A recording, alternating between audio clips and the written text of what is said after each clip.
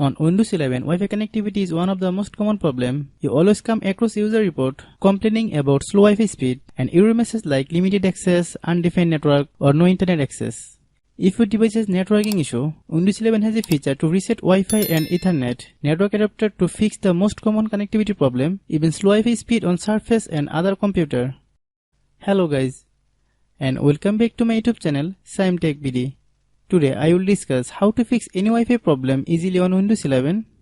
I have a request, if you are new to channel, please subscribe and stay with us. Open settings on Windows 11. Click on network and internet. Click the advanced network settings tab on the right side. Under the more settings section, click the network reset tab at the bottom of the page.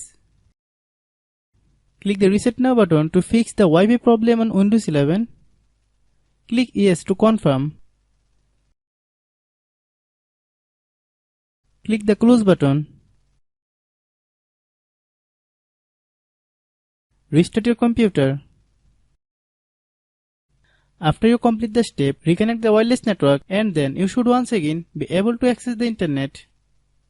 Hope you understand. I have a request, if you are new to channel, please subscribe and stay with us. By watching my tutorial for more tech videos, you can subscribe.